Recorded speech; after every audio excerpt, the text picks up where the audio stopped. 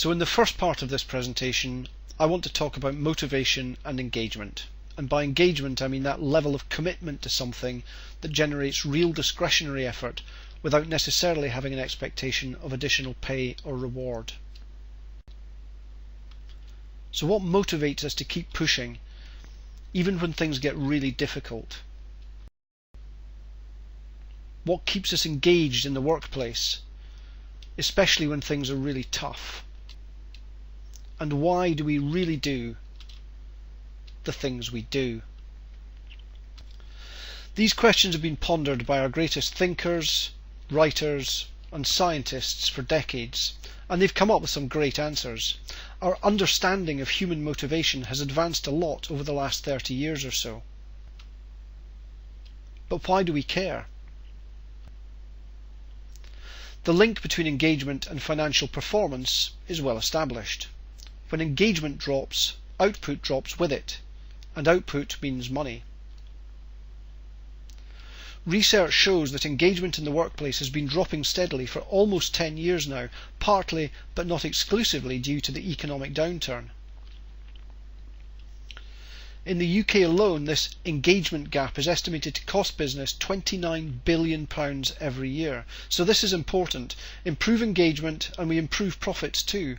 And it's not just business that needs to worry about this, because the same story is true, if not more so, in the public and voluntary sectors.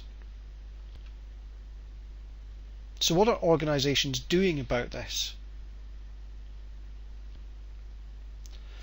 Well, one thing they do is turn to the big organisational survey. Now, there's nothing wrong with the big organisational survey. They're just not the right tool for the job in this situation. Because they're big organisational surveys, the best they can do is provide some general themes, an idea of strengths and weaknesses within the organisation.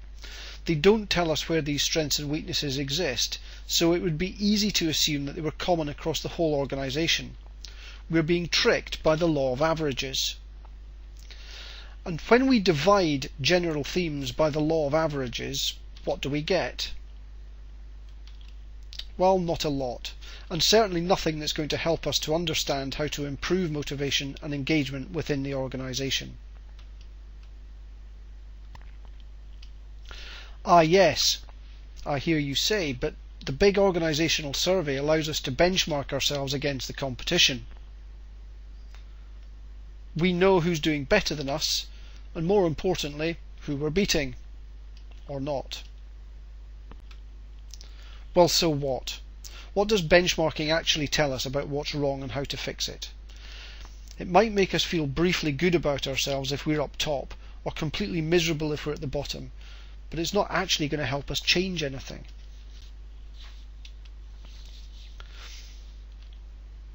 Okay, but we have 360-degree feedback for managers too. Well, 360-degree feedback is great if you want to measure someone against a prescribed set of competencies. But if the big organisational survey is too broad and subject to averages, the 360-degree feedback is too narrow to make a difference to engagement. It's a great tool, but again, it's just the wrong one for this particular job. It's like shining a very bright spotlight onto just a few people and expecting them to have all the answers. Well, they can't do it alone.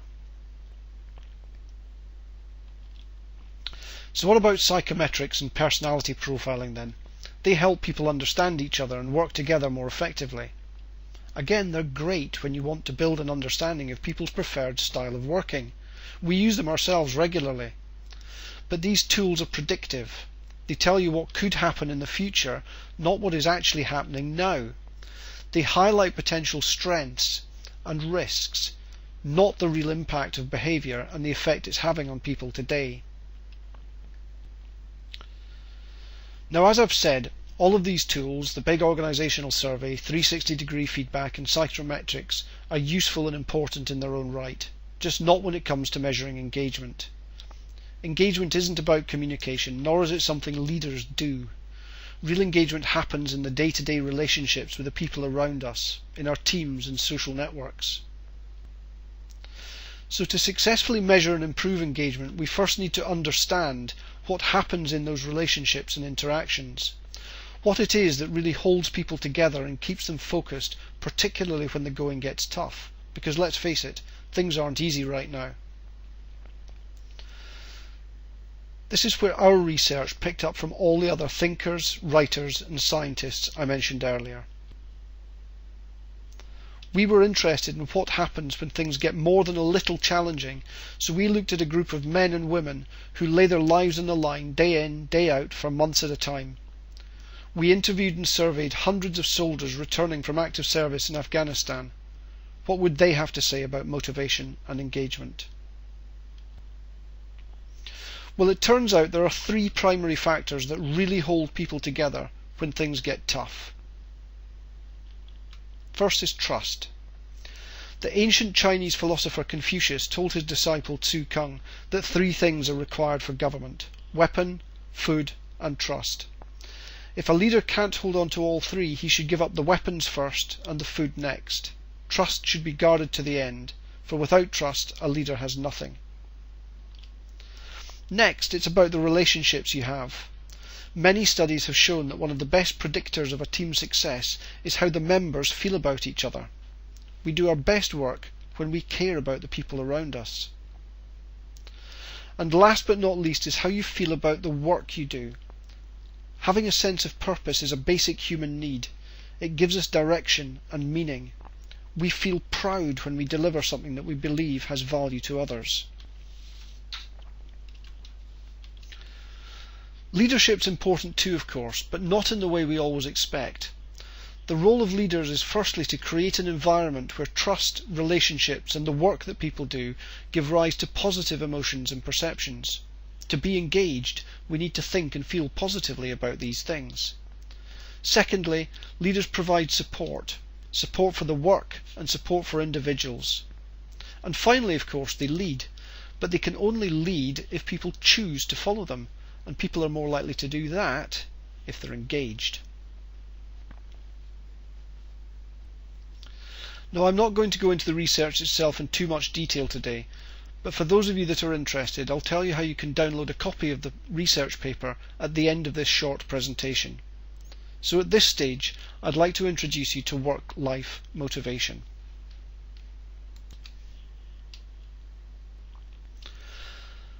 Work-life motivation uses our own research, combined with all the other things we've learned about human motivation over the past 30 years, to create a new way of measuring and improving engagement. It's based on those critical factors I mentioned earlier: trust, our relationships, how we feel about our work, and the role of leaders. The first thing that's different is that work-life motivation focuses on teams. That means it's not too big or too broad, and not too small or too narrow to have real meaning.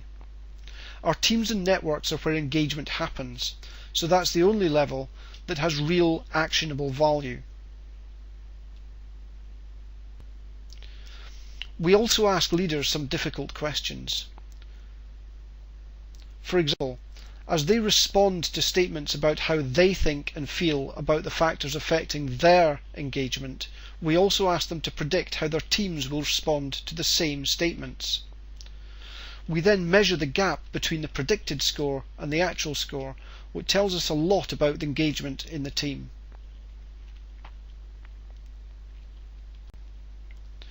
The reports we provide are focused on the team too. No general themes here. This is all stuff they can really use.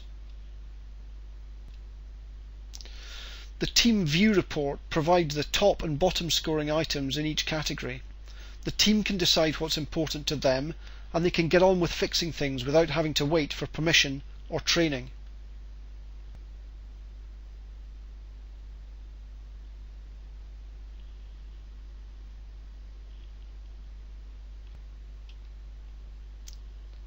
So what does this mean for organisations? Well, firstly, it creates a real sense of empowerment. You provide people with the tools which give them some meaningful answers and then let them get on with it. Once they have the answers, there's no need for an expensive global program. The same problem doesn't exist in every part of the organisation, so giving everyone exactly the same training isn't going to fix it. Don't waste the money. It helps to build a positive culture together, one team at a time.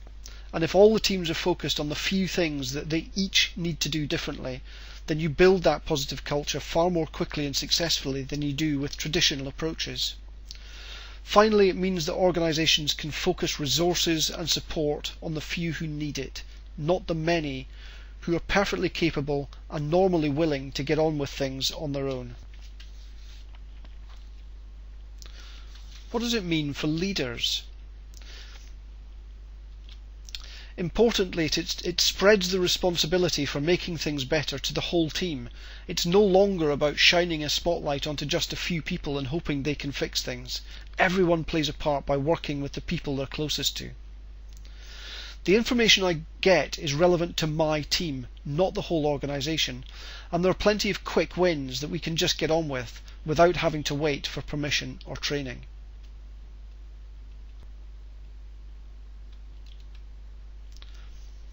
For teams, it means that they own the process and the actions themselves. It's being done by them and not to them. This means we get a much higher response rate than traditional surveys, and people feel more ownership and accountability for delivering against the actions.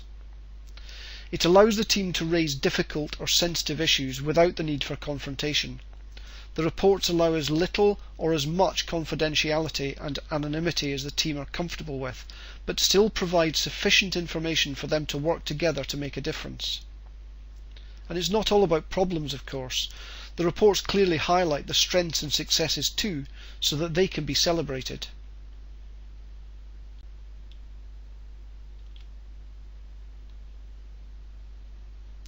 For consultants and practitioners, work-life motivation provides real measures with actionable value, so that whether you're an internal practitioner, maybe an HR or engagement professional, or an external consultant working with a number of clients, it's very clear where you can add most value in the shortest time.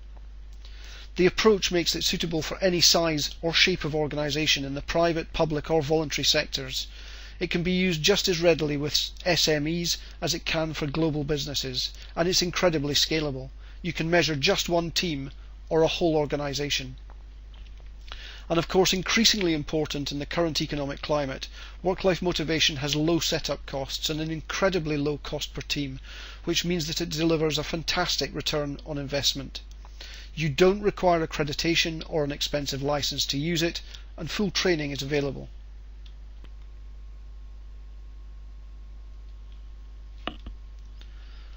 And finally, for coaches. Whatever coaching model you use, I often use the GROW model myself, work-life motivation provides a compelling and unequivocal view of reality. It's based on real presenting behaviours, so it supports all the other tools that might be in use, such as 360-degree feedback, psychometrics and team working. And of course it's suitable for coaching individuals and teams.